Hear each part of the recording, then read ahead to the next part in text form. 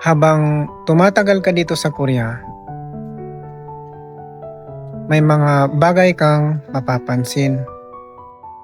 Una, hindi ka na masyadong nagugulat. Kahit biglang tahimik ang paligid. Pangalawa, kaya mo na kumain mag-isa. At minsan, mas okay pa. Pangatlo, mas alam mo na ang gagawin mo kahit walang nagtuturo. Ganito ang realidad ng buhay dito sa Korea.